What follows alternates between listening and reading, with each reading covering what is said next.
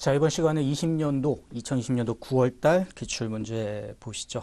자, 41번은 우리 신성실 원칙에서 공적인 견해 표시 관련된 내용이에요. 공적인 견해 표시인데 뭐가 공적인 견해 표시냐? 그래서 보기 1번에 세무 담당자의 구도 설명, 2번에 서면 질의 외신, 3번에 전화 안내, 4번에 뭐 홈택스 인터넷 사이트의 Q&A라고 하면 2번에 있는 국세청 법규과 우리 회사가 이런 상황이 있는데 어떻게 해야 될까요? 자, 이런 식으로 이제 서면으로 전달하면 서면으로 답변 받고, 자, 그게 공적인 견해 표시에 해당합니다. 라는 문제고요. 자, 2번, 42번 같은 경우는 우리 그 기억나세요? 국세 부과의 원칙에 네 가지가 있다 그랬잖아요. 그래서 실질과세, 신의성실, 근거과세, 조세관면, 사후관리 이 네 가지가 있다라고 하면서 이런 문제 나온다고 했죠. 다음 중 국세 부과에 해당하지 않는 것은. 그러니까 여기서는 정답이 보기 2번이에요. 소급과세 금지인데 소급과세 금지는 국세 부과의 원칙은 아니거든요. 그러다 보니까 국세 부과 원칙에 뭐가 있는지 한번 좀 기억하실 필요 있습니다. 라고 하면서 우리 그때 기억나세요? 실신근저라고 국세를 부과했잖아요. 세금을 부과하니까 실신하셨다가 돌아가신 거예요. 그래서 실신근저가 국세부과 원칙이다.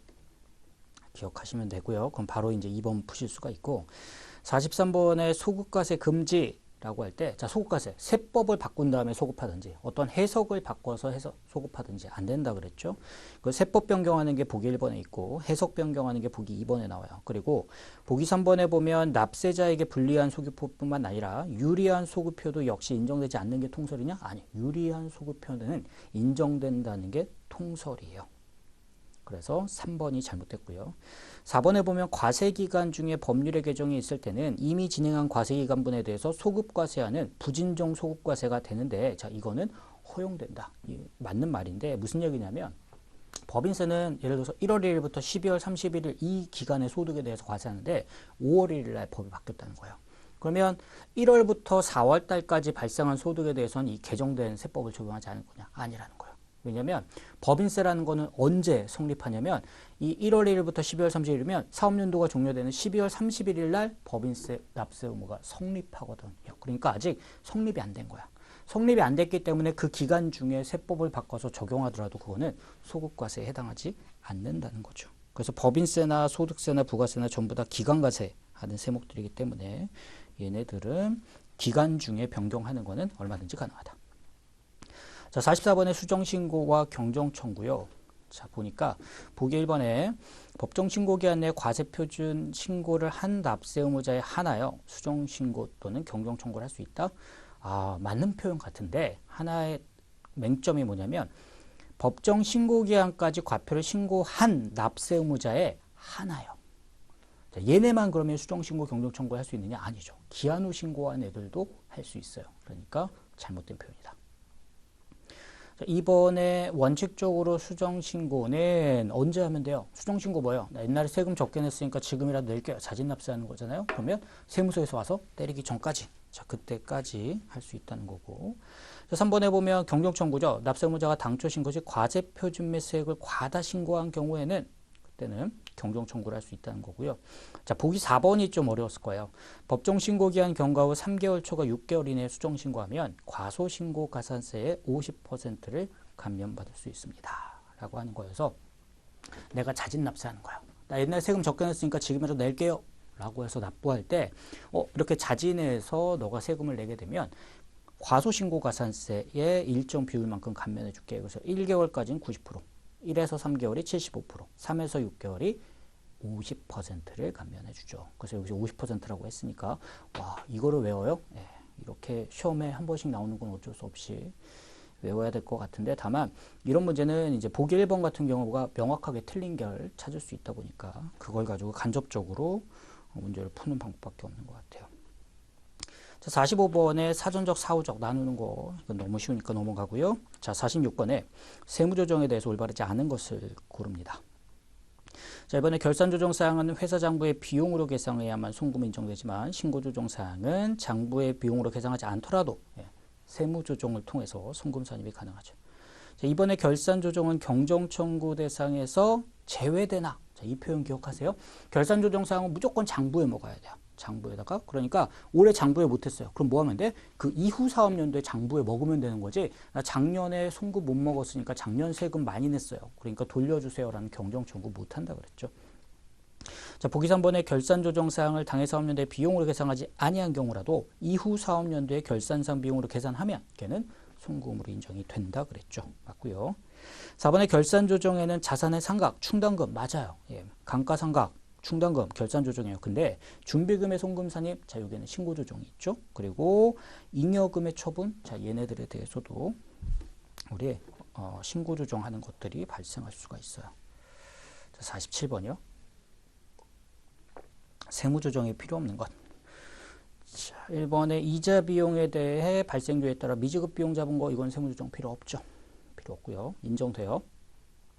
이번에 지배주주와 특수관계에 있는 직원한테 특별한 사유 없이 초과 지급한 인건비 세무조정 필요하죠. 3번에 보유 중인 단기매매 증권을 공정가치로 평가 세무조정해야죠. 4번에 중소기업이 아닌 법인이 진행률을 계산할 수 있는 장기도급공사의 완성기준, 장기는 뭐 해야 돼요? 진행기준 가야죠. 그러니까 세무조정이 필요하겠죠. 자, 48번에 기타 사회 유출이 아닌 것을 고릅니다. 1번에 접대비 한도초과 기타 사회 유출. 2번에 업무 무관 지급이자 기타 사회 유출. 대손 충당금 한도초과의 뭐예요? 예, 유보죠. 정답은 3번이라 뭐 정답을 고르는 건 어렵지 않으셨을 거예요. 자, 참고로 보기 4번에 보면 채권자 불분명 사채이자에 대한 원천징수세액 있잖아요. 우리 지급이자를 보면 자, 이자를 지급을 하는데 이자를 다 안 주고 원천징수를 한다고 그랬잖아요. 그러면 이자를 100을 지급하는데 원천징수를 25를 했고 75를 지급했다라고 하면 원천징수한 금액, 채권자 불분명 사채이자를 송금불산입하는 건 얘가 지금 이 받는 애가 누군지 모르겠다는 거잖아요. 누군지 모르겠다는 거니까. 그래서 이 지급한 금액은 누구한테 지급한지를 모르겠으니까 대표자한테 상여처분할 게지만 원천징수 금액만큼은 국가로 이미 다 들어왔잖아요. 그러니까 누구한테 간 것이 명확하기 때문에 얘네들은 기타 사유 유출로 가는 거잖아요. 그래서 여기 보시면 채권자 불분명 사채이자에 대한 원천징수세, 자 얘는 기사라는 거야. 기타 사유 유출. 근데 만약에 이 사람한테 실제 지급한 이자, 그 상대방한테 간 금액 걔라고 했다면 당연히 상여가 됐겠죠. 이걸 구분해서 기억하셔야 되고, 입금에 해당하지 않는 것 49번이요. 자, 부가세 매출세 입금 아니죠. 자산 수중이 원래 입금인데 괄호하고 뭐라고 됐어요? 2월 결손금 보전에 사용이 됐다 그랬죠? 그러면 입금에 안 잡혔겠네요. 그래서 입금에 해당되지 않는 애들을 뽑으라고 하면 두 금액인 600하고 1000에서 1600이고요. 그 밑에 있는 고정자산 양도가액, 사무실 임대료 이런 건 전부 다 입금에 해당하죠. 자, 50번을 보면 송금으로 인정되는 것을 고르라고 했습니다. 1번에 업무용 승용차 관련 비용. 자, 이 중에 사적 사용 비용은 송금 인정 안 되죠. 안 되고요. 주식 할인 발행 차금 안 되죠.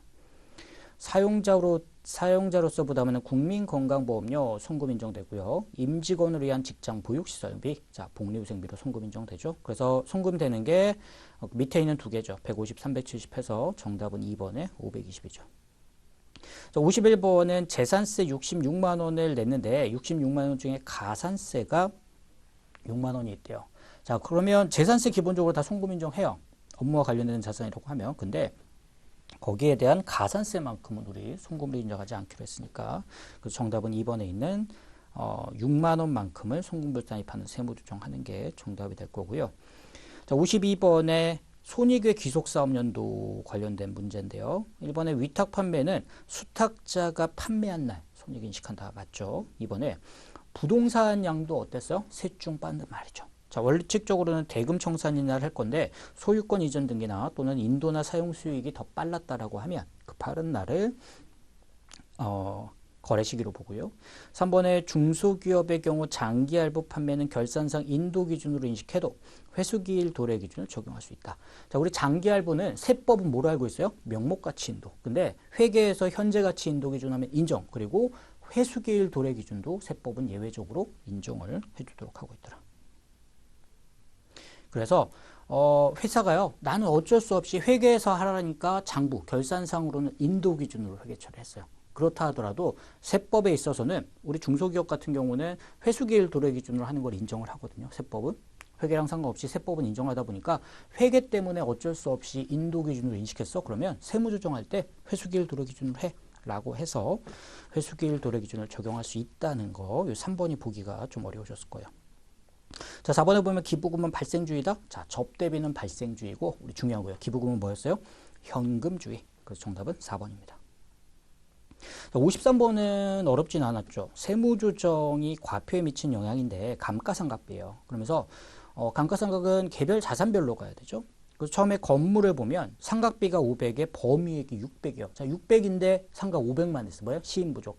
자, 시인부족액을 세무조정하려고 했더니 전기 2월 부인액 봐야 돼요. 자, 전기 2월 부인액이 얼마 있어요? 150. 그러니까 100만 원만큼은 송금산이 가능하겠죠. 자, 기계장치를 보면 범위액이 300인데 상각을 400 했어요. 뭐요? 한도초가 있으니까 송금불산이 100이 나올 거고요. 자, 영업권은 범위액이 120인데 100이에요. 시인부족액이죠. 근데 전기 2월 부인액이 없어요. 그러면 아무 조정이 없다. 그러면 회사 과세소득에 미친 영향은 두 개 네팅하면 영향이 없죠. 정답이 1번입니다. 자, 54번. 법인세법상 우리 특례기부금에 속하지 아니하는 것 골라보라고 했습니다.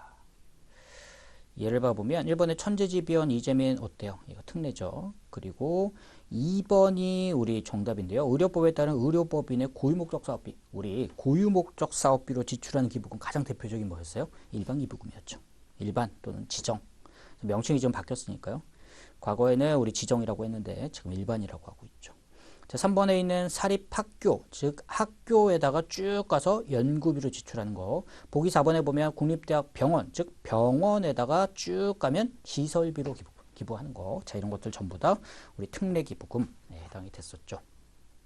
자, 55번의 접대비 설명으로 유발하지 않은 것입니다. 1번에 광고 선전 목적으로 불특정 다수인에게 하는 건 광고 선전비죠. 그러니까 접대비가 아니니까 전부 다 송금 인정되고요. 2번에 현물 접대비는 제공한 때의 시가가 장부가액보다 낮으면, 자, 일반적으로 시가가 높아. 근데 시가가 더 낮대. 그럼 뭐로 가야 돼요?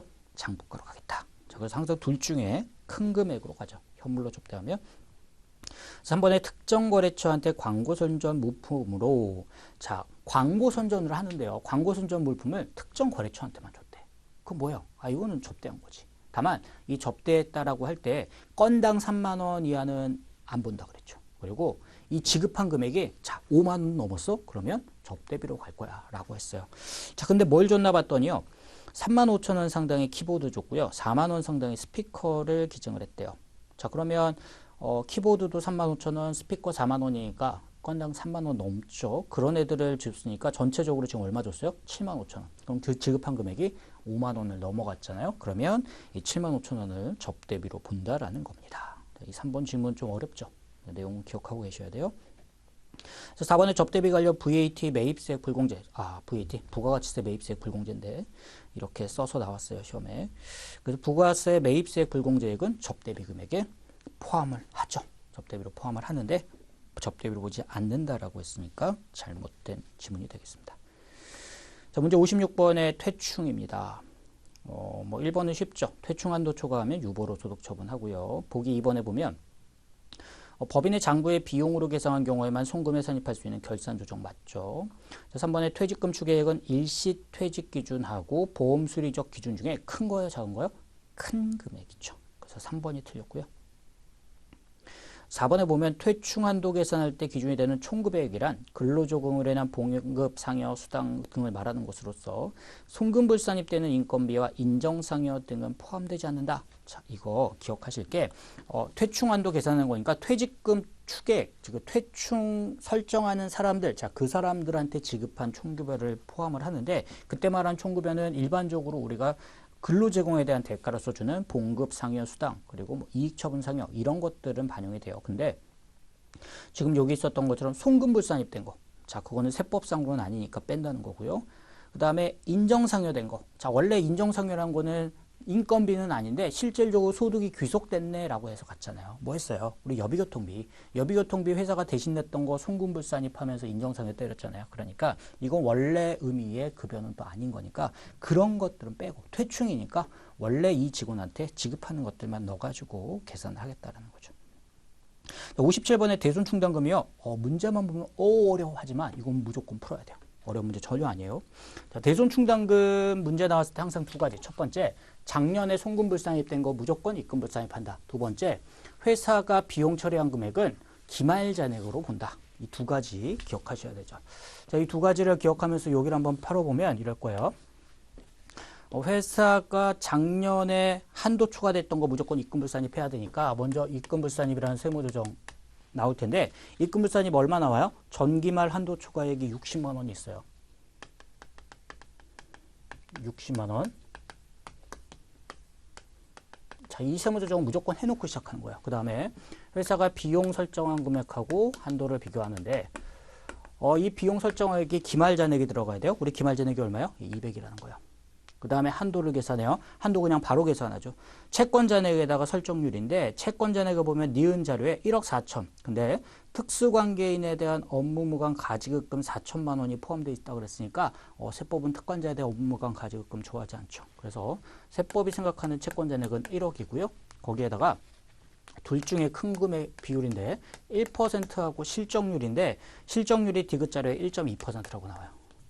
그럼 1.2%까지 할 수 있죠? 자, 얘에 대해서 하니까 1.2일 거예요. 그러면 얼마가 나오겠어요? 200하고 한도 120을 비교를 해보면 한도 초과 금액이 0.8이 나오죠. 그래서 송금불산입이죠. 이번에는 송금불산입, 대손충당금 80만 원. 이거는 소득처분이 유보가 되겠죠. 정답은 저 두 가지 세무조정이 들어가 있는 1번, 보기 1번이 되겠습니다.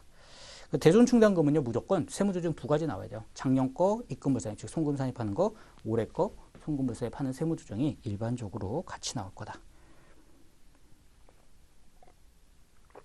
자, 58번에 보면 3일은 법인세 세무조정을 수행하던 중에 주 3일에 법인의 대표이사에게 업무와 관련 없는 가지급금을 계산하고 있다. 가지급금. 네 가지 보자 그랬죠. 대손금, 대손충당금, 지급이자, 가지급금 인정이자. 자, 보기 1번에 지급이자 송금불산입 해야죠. 맞고요. 2번에 가지급금 인정이자 맞고요. 3번에 대손충당금 맞고요. 4번에 기부금 아니죠. 기부랑은 상관없어요. 자, 59번에 보면 대표이사한테 업무무관 가지급금이 10억 원이 적수가 있는데 인정이자 얼마입니까? 우리가 계산해 봤었죠? 넘어가고요. 자, 60번에 보죠. 자, 60번에 보면 세무조정을 하다가 누락사항이 생겼다는 거예요. 그래서 뭘 누락했나요? 라고 밑에 봤더니 누락사항이 2월 결손금 반영을 누락했고 지정기부금 한도 초과가 있는데 그걸 누락했다는 거예요. 여기는 지정기부금이라는 게 여기는 일반기부금이 될 거예요. 그러면 기부금 한도 초과하고 2월 결손금을 누락했을 때 다시 계산하면 올바른 과세표준이 얼마가 되겠습니까? 라고 하는 거죠. 자, 그럼 이런 생각해봐요. 현재 과세표준이 얼마로 잡혀있냐? 현재 과세표준이 4억 8,500이 돼 있어요. 그럼 여기다가 기부금하고 2월 결손금 조정을 한번 넣어보자는 거죠. 그럼 얼마가 될지. 자, 그러면 기부금에 대한 한도 초과 금액이 5천이 있었으니까 이 5천이라는 금액이 더해져야겠죠. 5천이라는 금액이 더해져야 될 거고.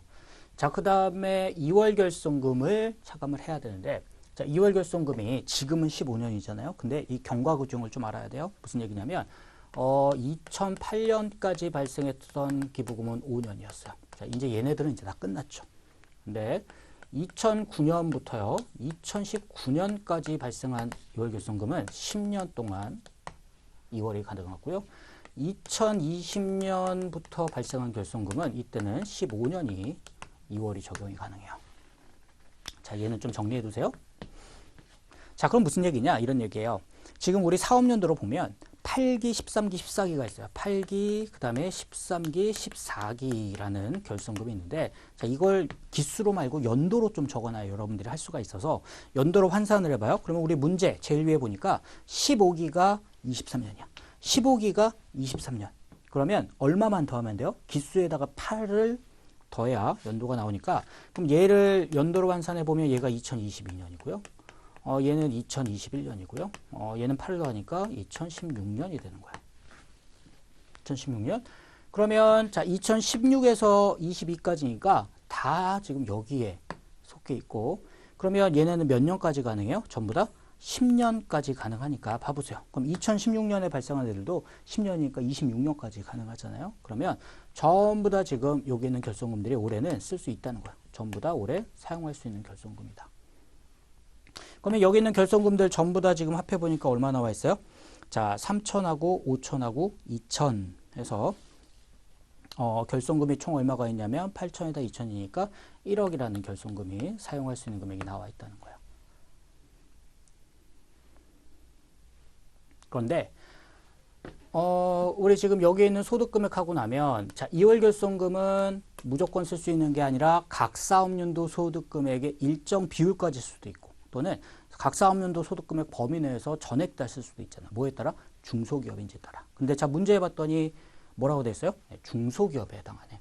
중소기업에 해당하니까 이 소득금액, 각 사업연도 소득금액 범위 내에서 2월 결손금을 다 쓸 수가 있는데 뭐 2월 결손금이 1억밖에 안 돼요. 1억밖에 안 되기 때문에 1억이라는 금액은 그대로 이제 다 가져다가 쓰게 되면 3억 8,500에다 5억이면 4억 3,500 이렇게 해서 정답은 3번이 된다는 겁니다. 자, 문제 61번 볼까요? 납세 의무자에 대해서 올바르지 않은 것입니다. 1번에 법인 아닌 단체 중 대표자 또는 관리인이 선임돼 있고 이익의 분배 방법 및 분배 비율이 정해져 있으면 얘는 1거주자로 봐서 소득세법 적용한다. 이게 틀린 표현인데 자, 법인 아닌 단체는 한 가지만 좀 기억하시면 돼요. 어떤 단체가 있어요. 단체인데 법인이 아니래. 자, 단체인데 법인이 아니잖아요. 근데 우리가 봤을 때는 단체인데 그럼 개인이라고 보기에도 되게 애매하잖아요. 그래서 이 법인이 아닌 단체를 세법상 뭘로 취급할 거냐? 법인으로 볼 수도 있고 개인으로 봐서 소득세로 갈 수도 있다는 거죠. 자, 그러면 이 법인이 아닌 단체가 어떻게 가는 거냐? 만약에 얘네들이 단체지만 실질적으로 소득이 발생하면 소득을 어떻게 나눌지도 정해져 있고 실질적으로 나눠요. 그렇다고 하면 그 소득을 나눴으니까 나눠서 지급받은 사람들이 있을 거 아니에요. 자, 그럼 그 사람들한테 각각 세금을 과세하는 방법이 하나가 있을 거고 우리는 나눠주질 않아요. 이 단체는요, 소득이 발생해서 구성원들한테 안 나눠줘요. 단체가 그대로 그냥 다 가지고 있어요. 그러면 그 단체 자체한테 세금을 과세할 수도 있다라는 거죠. 그래서 보기 1번에 보면 법인 아닌 단체인데요. 첫 번째 줄 끝에쯤에 이익의 분배 방법 및 배분 비율이 정해져 있다는 거예요. 그러면 소득이 발생했을 때 나눠주니까 그러면 그 소득을 받은 사람들이 각각 세금 내면 되잖아요. 그런 경우인데 얘는 뭐라고 돼 있어요? 그 단체를 1거주자로 봐서 소득세법을 적용합니다 했으니까 1번이 틀린 거예요. 자, 이 지문들 되게 어려워하시는데 한 번만 정리해 놓으면 그렇게 어렵지 않아요. 2번에 보면 거주자가 아닌 자를 비거주자라고 하며 국내 원천 소득에 대해서만 가져갑니다. 이건 뭐 당연한 얘기고 3번에 1거주자에 해당하지 아니하는 법인 아닌 단체. 자, 법인 아닌 단체가 있는데 거주자를 안 받다는 거야. 무슨 얘기냐면 단체가 있는데요. 얘를 재산을 나눴다고 하면 각각에 대해서 하지만 재산을 안 나눴어요. 그럼 이것 자체를 하나로 봐서 즉 하나의 거주자로 봐서 세금을 과세하게 된다는 거거든요. 그래서 3번에 보면 1거주자에 해당하지 않았다는 거예요. 그러면 뭐 했다는 거예요? 그 소득을 나눴다는 거죠. 그랬을 때 1거주자에 해당하지 아니하는 법이하는 단체는 공동사업을 경영하는 걸로 봐서 공동사업자 각자가 받았거나 받을 소득금액에 따라 각각 소득세를 납세금을 진다. 이 표현이 이제 이해가 되시면 좋겠고요. 4번에 국내 주소를 두거나 1과세기간 중 183일 이상 거소를 둔 개인을 거주자라 하며 국내외 원천 소득에 대해 소득세를 과세하도록 하고 있죠. 62번에 실제의 필요 경비가 인정되지 않는 것 했는데요. 우리 기타 소득 어때요? 실제 발생 비용 하고요. 사업소득 기본적으로 실제 발생 비용을 빼는데 디귿에 있는 근로는 근로소득 공제라는 걸 빼고요. 퇴직소득도 퇴직소득 공제라는 걸 근속연수하고 그 다음에 환산급여 공제라는 형태로 해서 차감을 해주잖아요. 그러다 보니까 실제 발생된 비용을 인정하지 않는 소득이 돼서 정답은 디귿하고 리을에 있는 정답은 4번입니다. 63번에 보면 종합과세할 총 금융소득 금액. 자, 금융소득 중에서 이제 종합소득이 포함할 금액을 하는데 단 그로스업은 고려하지 않는다. 요즘에는 이제 그로스업 고려하는 문제도 많이 내는데 자, 이 당시에는 이제 그로스업까지 하면 너무 어려워질 것 같으니까 그럼 그로스업은 고려하지 말고 한번 계산해 보세요. 라고 시험 문제가 나왔는데 저는 이제 두 가지로 다 풀어볼게요. 뭐 두 가지로 풀더라도 크게 달라질 거 없으니까. 그러면 지금 금융소득을 보면 A법인의 현금 배당 1,000하고요. 그 다음에 B법인에서 이렇게 했어야죠. 자, A법인에 받은 배당 그게 1,000이 있고요. 그 다음에 B법인에 받은 배당이 800이 있고요. 그 다음에 C법인의 이자가 300이 있고요. 그 다음에 D법인이 아니라 리얼에 보면 비실명이자가 있어요. 비실명이자 뭐예요? 무조건 분리과세. 무조건 분리과세니까 고려할 필요 없다. 자, 그럼 이 사람은 기본적으로 종합과세 대상에 해당하는 소득금액이 2,100이잖아요. 자, 2,100이면 우리 어떻게 해요? 자, 2,100이면 2,000까지 기준금액까지는 그로스업을 고려하지 않고 기준금액을 초과한 100만 원 그거에 대해서만 고려하는데 자, 100만 원 배당소득금액 충분히 있으니까 거기에 대해서만 이 초과내에 대해서만 11% 해서 그로스업을 더한 이 금액이 21.11이라는 금액이 그로스업을 고려했을 때 종합과세할 금액이라면 그로스업을 고려하지 않았을 때 종합과세할 금액은 뭘 거냐? 2,100만 원만 보면 된다는 거죠. 그래서 정답을 그로스업 고려하지 않았을 때 2,100이라면 그로스업을 고려했다면 2,111만 원이다. 이렇게 구분할 수가 있죠. 자, 64번의 복식부기 의무자인 사업소득금액. 자, 손익계산서를 준 다음에 사업소득금액 구하는 것도 이제 많이 이건 해보시는 문제죠. 자, 당기순이익이 2억이 있어요. 이렇게 가면 되죠. 2억이 있고 자료 하나씩 보면서 본인에 대한 급여 비용 인정되나요? 안 되죠. 더하고요. 회계부장으로 근무하는 배우자가 근무하고 있다고 그러죠. 그러면 손익 인건비 인정되고요. 배당금 수익 하나요? 아니에요. 배당금 수익은 배당소득으로 따로 가세요. 그러니까 사업소득이 아니고요. 기계장치 처분이익. 자, 기계장치 처분이익은 얘가 좀 중요한데 기계장치 같은 경우는 복식부기 의무자냐 아니냐에 따라 달라진다고 그랬죠. 복식부기 의무자면 사업소득이 포함하니까 조정이 없어요. 근데 복식부기 의무자가 아니라면 얘는 포함이 안 되니까 그때는 덜어내야 되죠. 자, 근데 문제 보니까 뭐라고 돼 있어요? 복식부기 의무자라 그러니까 기계장치 처분이익은 사업소득에 반영이 돼야 돼요. 그러니까 조정을 안 한다. 세금과 공과금에 벌금이 있었어요? 벌금이 있으면 소득세도 인정을 하지 않죠. 그래서 이렇게 조정한 소득금액을 계산을 해보면 마이너스 3이니까 27, 227인가요? 27이 된다. 자, 그럼 만약에 복식부기가 아니었다는 거예요. 복식부기가 아니었으면 달라지는 건 딱 뭐 하나요? 자, 여기에서 조정하는 금액이 우리 기계장치 처분이익이 300이란 금액이 있었는데 300이란 금액을 이제 차감을 해줘야겠죠. 차감을 해주다 보면 여기서 300만 더 차감하고 나면 2억 2,400이 됐을 거다. 그것만 달라졌을 거야.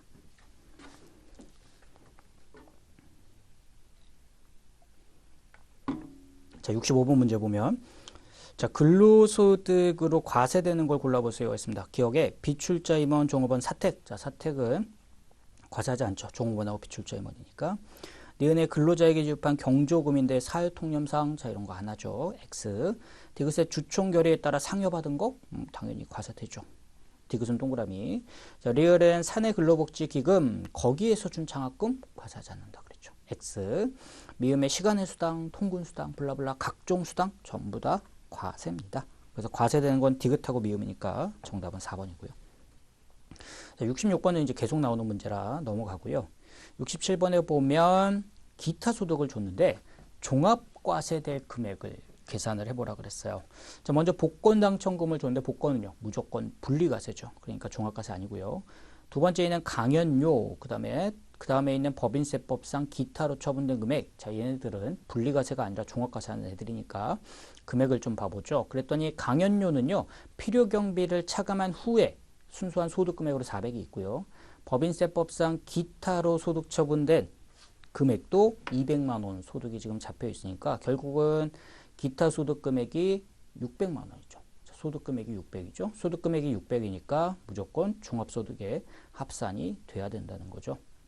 그래서 종합소득에 합산될 기타 소득은 600. 그 정답은 1번이고요. 68번이요.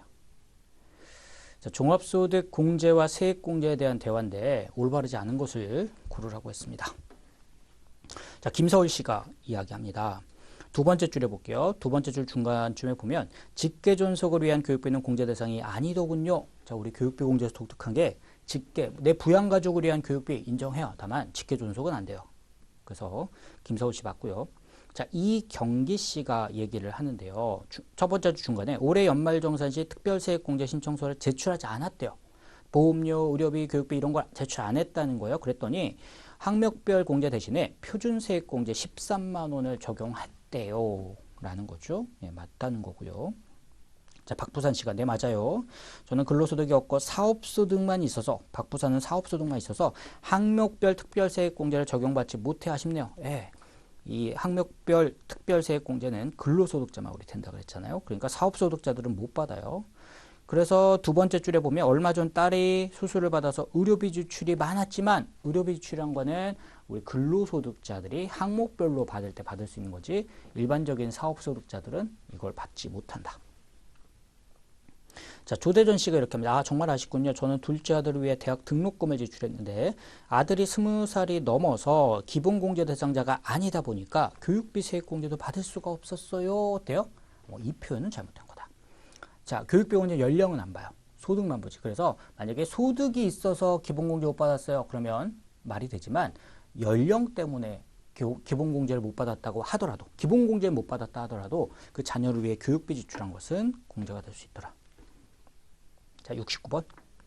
인적공제 계산하는 거죠. 자, 이런 거는 여러분들이 문제를 보면서 바로바로 옆에다가 이렇게 표시를 할 줄 알아야 되는데 4명이죠. 자, 김삼일, 그 다음에 배우자, 장남, 차남이에요. 장남하고 차남이 있다고 하면 자, 김삼일 씨는 무조건 되는 거예요. 본인은 항상 무조건이고 자, 배우자는 연령은 안 보고 소득은 보는데 사업소득 금액이 200이 있어요. 자, 그럼 배우자는 안 돼요.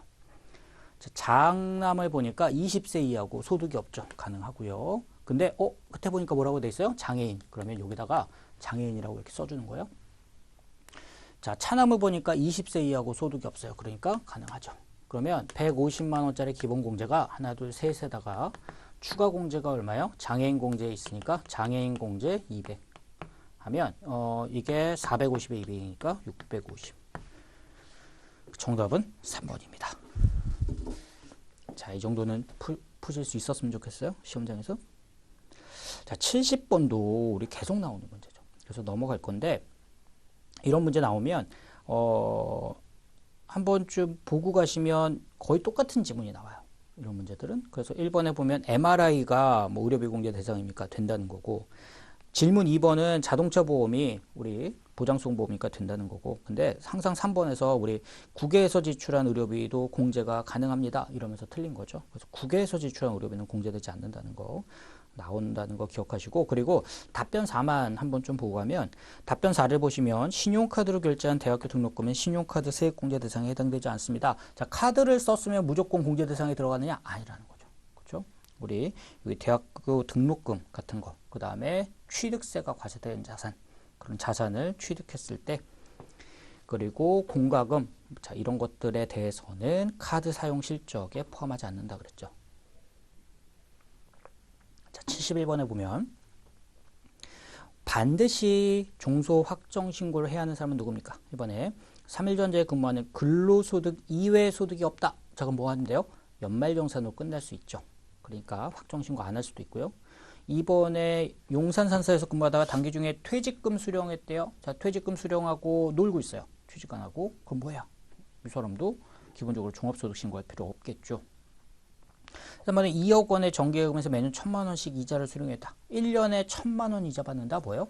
금융소득이 2천만 원이 안 되죠. 그러면 종합소득에 합산되는 금액이 없다. 그러면 원천징수로 납세 의무가 끝날 거고요. 4번에 보면 상가를 임대해서 임대를 받고 있다. 상가 임대 뭐예요? 부동산 임대. 그거는 사업소득이죠. 그러면 사업소득자는 무조건 종합소득 신고를 해야 됩니다. 자, 72번에 부가세 제도에 대해서 올바르지 않은 것. 이번에 납세 의무자와 담세 의무자가 일치하는 직접세다.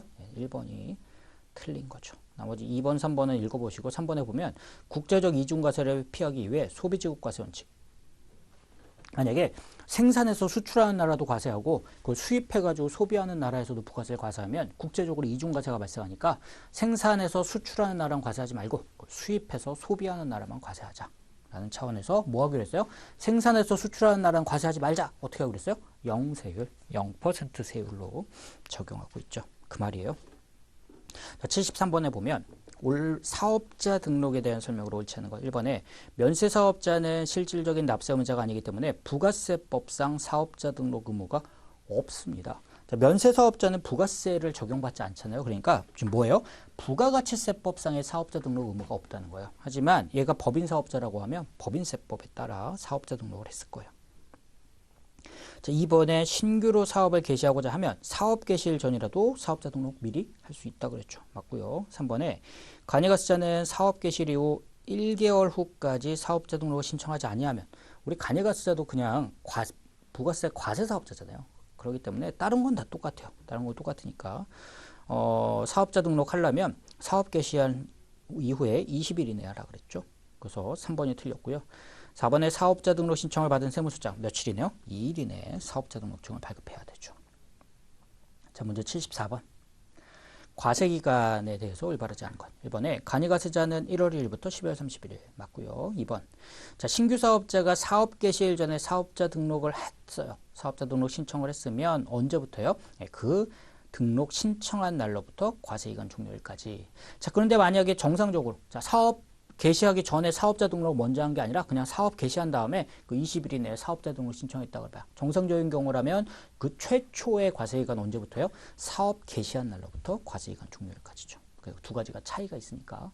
자, 원래 정상적으로 가요. 그럼 사업 개시한 날로부터 첫 번째 과세기간이지만 사업 개시하기 전에 사업자 등록을 나는 신청했다고 봐요. 그러면 그 등록 신청한 날로부터 최초의 과세기간이 간다. 차이를 둬서 좀 기억하시고요. 3번에 폐업자는 폐업일이 속하는 과세기간 개시일로부터 폐업일까지겠죠. 그리고 정답은 이제 4번인데 부가세 과세기간은 1년을 4개의 과세기간으로 나눈다? 아니죠. 과세기간은 2개예요. 과세기간은 1기, 2기 2개고 다만 그 기수 안에 예정신고라는 걸 뒀을 뿐이지 과세기간이 4개인 건 아니다. 자, 75번. 간주공급에 대한 설명으로 올바르지 않은 거예요. 자, 1번에 간주공급에 해당하면 일반적으로 시가에 의해 계산이 되지만 직매장 반출 등에는 취득가액으로 가액을 합니다.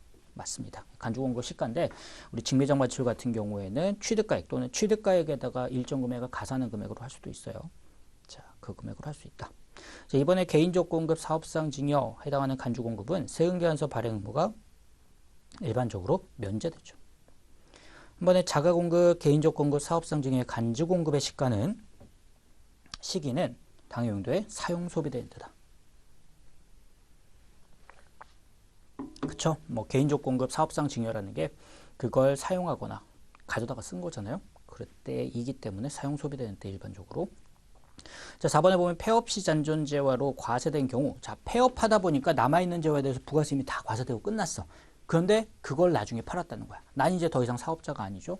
남아있는 걸 팔았다고 봐요. 그러면 그 추후 해당 재화를 판매할 때는 재화의 공급으로 봐서 과세하면 안 되겠죠. 폐업하면서 다 냈으니까. 그래서 추후 판매할 때 재화의 공급에 해당돼서 납세 의무가 있다. 그래서 이 4번이 잘못된 표현입니다. 자, 76번에 재화의 공급 시기 옳은 것을 골라보라고 했습니다. 기억번에 현금 판매 블라블라 한 거는 인도했을 때 맞고요. 니은에 조건부여 조건이 성취되거나 기한이 경과됐을 때 맞고요. 3번 장기할부여 대가의 각부분 받기로 한 때 맞죠. 4번 무인 판매기여 우리는 현금을 인치할 때요. 재화가 인도하는 때가 원칙일 것 같지만 실질적으로는 현금을 인치할 때로 하고 있다. 자, 77번 요즘에는 이제 잘 안 나오는 문제긴 한데 스케일이 크죠. 부가세 신고서를 준 다음에 거기 들어갈 금액을 적으래요. 그러면서 샵 1, 2, 3번을 보니까 이렇게 돼 있어요. 1, 2, 3번을 보니까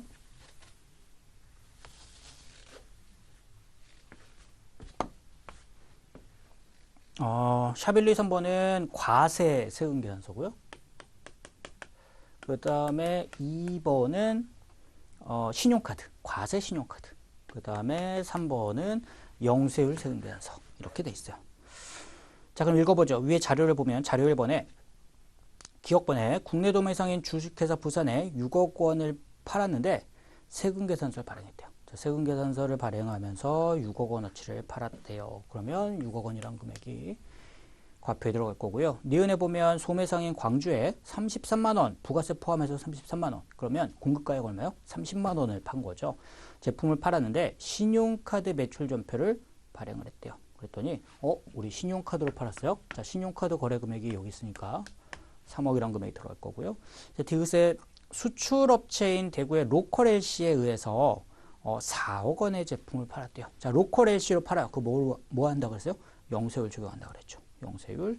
그러면 영세율 적용하지만 세금 계산서는 교부해야죠. 국내 사업자 광고라니까. 그래서 이 금액이 여기로 오는 거야. 자, 영세율이지만 국내 사업자 간의 거래이기 때문에 세금 계산서를 교부하라고 했으니까요. 자, 리을에 보면 거래처 파산으로 매출 채권 8,800만 원이 대손이 확정됐습니다. 자, 대손이 확정되면 우리 뭐 한다고 그랬어요? 과세 표준에서 빼는 게 아니라 우리 4번 자료에 보니까 대손세액이라고 해서 그 세액만 따로 빼주도록 하고 있죠. 자, 그럼 매출 채권 8,800이 대손됐으면 그 안에 있는 부가세 얼마요? 800이죠. 800만 원만큼을 차감할 수가 있을 거예요. 그 정답은 6억, 3억, 4억. 그리고 마이너스 800. 그 정답이 2번이 됩니다. 78번이요. 자, 폐업을 했대요. 자, 폐업했을 때 그럼 폐업 시 잔존재화에 대한 부가세 과세 표준이 얼마냐라는 거죠. 예를 보시면 이렇게 보면 될 것 같아요. 폐업했을 때 제품하고 토지하고 건물이 있는데, 자, 먼저 제품에 대해서는 항상 다 시가로 가니까요. 시가가 2천이라고 돼 있죠. 그 다음에 토지는요. 자, 토지는 누가 공급하더라도 얘는 면세잖아요.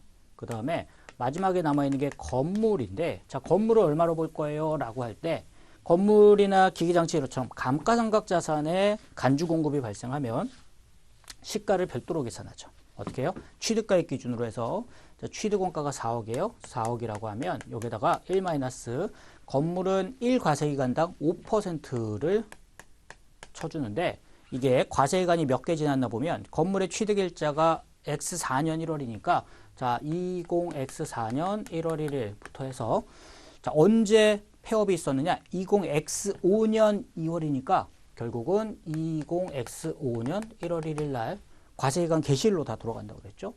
자, 그러면 이때까지 과세기간이 몇 개 지났어요? 그러면 X4년 1기, 2기. X5년 없죠. 그러니까 결국은 2개의 과세기간이 지난 거죠. 그러면 10% 하면 90%니까 4구는 3억 6천이 되고요. 전체적으로는 3억 8천이 과표해서 정답은 3번이 됩니다. 자, 79번이요. 대손세액 공제로 올바르지 않은 것. 1번에 대손세액은 대손금액의 일반적으로 110분의 10으로 한다는 거 맞죠? 2번에 대손세액 공제를 받고자 하는 사업자는 부가세 확정신고서에 대손세액 신고서하고 그 관련된 증명 서류를 제출해야 되고요. 자, 대손세액 공제는 확정 때만 받는 거다 기억해야 되고요. 3번에 대손세액 공제는 재화의 공급일로부터 10년이 경과하는 날이 속하는 과세기간에 대한 확정 신고 기한까지. 자, 10년이에요. 10년. 맞아요. 4번에 받을 업무에 대한 대손세액 공제 받기 위해서는 부도 발생일로부터 1년이 경과한다요? 아니요. 일반적으로 부도 발생일로부터 6개월이 경과하면 받을 수가 있습니다. 정답은 4번이죠. 자, 80번. 세금계산서 영수증 설명으로 올바르지 않은 것. 자, 이번에 간이가 쓰자도 원칙적으로 세금계산서 발행해야 한다. 맞죠?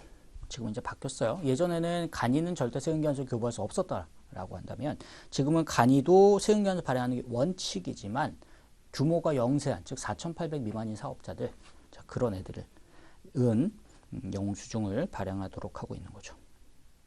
자, 이번에 보면 위탁 판매의 경우 수탁자는 수탁자 자신의 명의로 세금계산서 발급한다. 자, 위탁 내 것 좀 팔아주세요 라고 했을 때 실제 팔았어요. 팔면 세금계산서의 공급자는 누구예요?